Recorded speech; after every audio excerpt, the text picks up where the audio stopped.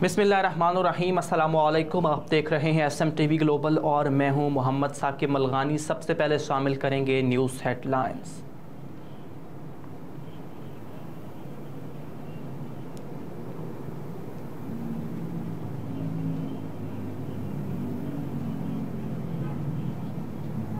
Supreme court full court ने practice and procedure act को बरकरार रखते हुए एक्ट के खिलाफ दरखास्तें मुस्तरद कर दी हैं।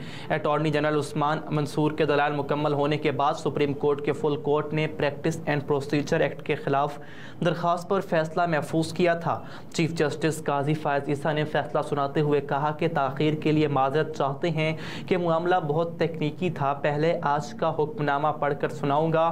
फैसले में कहा गया कि 5-10 के तनासुब से supreme court practice and procedure act को बरकरार रखा जा रहा है। Justice Ahsan, justice Munib Akhtar, justice Ayesha Malik, justice Mazahir Naqvi और जस्टिस शाहिद वहीद ने एक्ट की मुखालफत की, जबकि बाकी जजेस ने एक्ट के हक में फैसला दिया और Supreme court practice and procedure Act के खिलाफ दरखास्तें मुस्तरद कर दी। Supreme court practice and procedure Act का इतलाक माजी से नहीं होगा। सुप्रीम कोर्ट ने एक्ट के माजी से इतलाक की शिक 7-8 से मुस्तरद कर दी, जिसके बाद Supreme court practice and procedure Act का इतलाक माजी से नहीं होगा।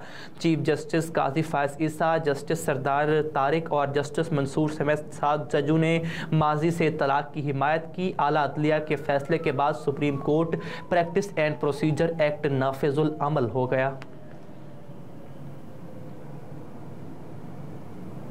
कौमी एहतसाब ब्यूरो ने ख्वाजा साद रफ़ीक और ख्वाजा सलमान रफ़ीक को पैरागॉन हाउसिंग सोसाइटी रेफरेंस में बेगुनाह करार दे दिया।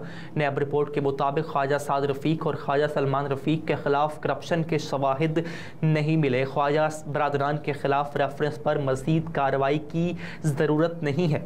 रिपोर्ट में कहा गया कि पैरागॉन हाउसिंग सोसाइटी की अजीज़ भट्टी टाउन से मंजूरी हो चुकी, पैरागॉन हाउसिंग सोसाइटी की LDA से मंजूरी नहीं हुई, लिहाजा LDA बतौर रेगुलेटर छोटी मोटी शिकायत का अजाला करे। नैब ने इस्तदा की कि पैरागॉन रेफरेंस में LDA को भिजवा दिया जाए। लाहौर की एहतसाब अदालत ने नैब की इस्तदा पर रेफरेंस LDA को भिजवा दिया।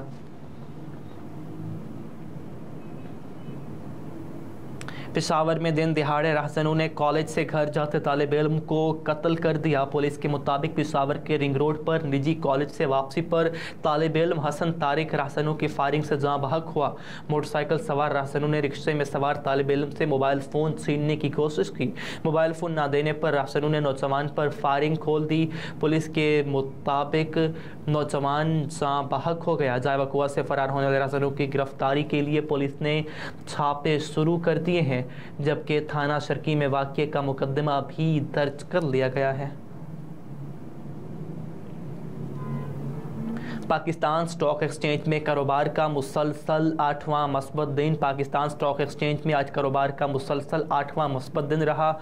पाकिस्तान स्टॉक एक्सचेंज का बेंचमार्क 100 इंडेक्स 334 पॉइंट इजाफे से 48,474 पॉइंट्स पर बंद हुआ। इंडेक्स गुज़िश्ता 8 कारोबारी दिनों में 2,241 पॉइंट्स बढ़ा है। शेयर बाजार में आज 39 करोड़ 64 लाख शेयर्स के सौदे हुए, जिनकी मालियत 10 अरब 52 करोड़ रुपए से जायद रही, जबकि मार्केट कैपिटलाइजेशन 52 अरब रुपए बढ़कर 7,141 अरब रुपए हुई है।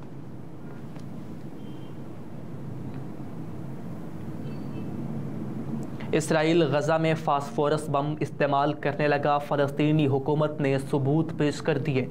हमास के हमलों के बाद गज़ा पर इसराइली बमबारी तेज़ हो गई और हज़ारों टन बारूद मैसूर गज़ा पर गिराया गया है। इसराइल की जानिब से बिजली, पानी और ईंधन भी बंद कर दिया गया, जिसके बाद से गज़ा में इंसानी बहरान सर उठा रहा है।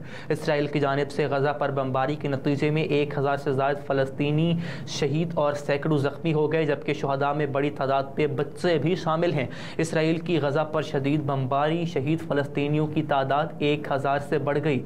इसराइल ने रिहायशी इमारतों, मसाजिद, दुकानों, फैक्ट्रियों और एम्बुलेंसेस को भी निशाना बनाया। दूसरी जानिब फ़लस्तीनियों की वज़ारत ख़ारजा ने कहा कि इसराइल गज़ा के इलाकों पर ममनुआ फास्फोरस बम इस्तेमाल कर रहा है। वज़ारत ख़ारजा की जानिब से समाजी राब्ते की साइट X पर वीडियो जारी किया और बयान में कहा कि काबिज़ इसराइली अफवाज की जानिब से शिमाली गज़ा के इलाके अल करामा में बैनुल-अक़वामी सतह पर ममनुआ फास्फोरस बम इस्तेमाल किए गए। इस्लामाबाद में बिजली चोरी में डिस्कोस मुलाजमीन और बिजली सारिफीन का गठजोड़ तोड़ने का फैसला। ज़राए के मुताबिक बिजली चोरी का गठजोड़ तोड़ने के लिए FIA से मदद लेने का फैसला, जिसके ज़रिए हेस्को, स्पेको और पेस्को में बिजली चोरी का गठजोड़ तोड़ा जाएगा। ज़राए का बताना है कि तीनों कंपनियों में बिजली चोरी रोकने के लिए FIA टीम की खिदमात ली जाएंगी। FIA की फील्ड फोर्स के साथ टीम फराहम की जाएगी। बिजली चोरी के खात्मे की मुहिम यौमिया बुनियाद पर मॉनिटरिंग की जा रही है। ज़राए के मुताबिक बिजली चोरी में मदद फराहम करने वाले मुलाजमीन की निशानदही ज़रूरी है। बिजली चोरी की निशानदही के लिए डिस्कोस इंतज़ामिया की मुआवनत ज़रूरी है।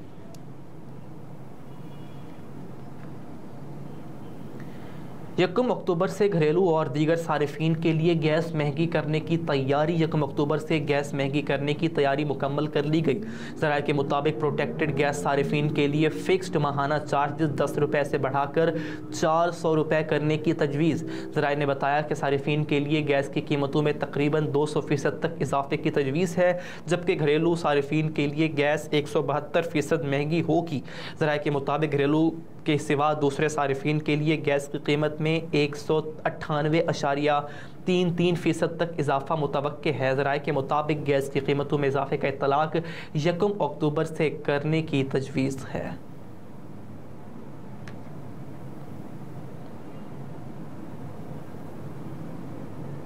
और बैरून मुल्क मुलाजमत करने के नाम पर ऑनलाइन फ्रॉड में मुलव्विस गैंग का सरगना गिरफ्तार। वफाकी तहकीकाती इदारे FIA cyber crime circle Rawalpindi ने बैरून मुल्क मुलाजमत के नाम पर ऑनलाइन फ्रॉड में मुलव्विस गैंग के सरगना को गिरफ्तार कर लिया। तर्जुमान FIA के मुताबिक मुलजिम को पहले से गिरफ्तार मुलजमान की निशानदही पर गिरफ्तार किया गया। मुलजिम अमीर हमजा बैरून मुल्क मुलाजमत के नाम पर सोशल मीडिया पर इश्तिहारात लगाता था और मुलजिम शहरियों को अपने जाल में फंसाने के लिए व्हाट्सएप पर भी मैसेज भेजता था। तर्जुमान के मुताबिक मुलजिम ने साथियों के साथ मिलकर 32 मुतासरीन से बैरून मुल्क मुलाजमत के नाम पर 25 लाख रुपए बटोरे थे। मुलजिम ने साथियों की मुआवनत से मुतासरीन से फिंगरप्रिंट, मेडिकल और प्रोसेसिंग फ़ीस के नाम पर 78,800 रुपये फ़ीकस बटोरे थे। तर्जुमान के मुताबिक मुलजिम ने मुतासरीन के फिंगरप्रिंट्स और मेडिकल लाहौर, रावलपिंडी और इस्लामाबाद में कराए। मुलजिम ने दीगर मुलजमान की मिली भगत से रकूम 24 मुख्तलिफ धोखा दही मुलव्विस अकाउंट्स में मंगवाई गई थी।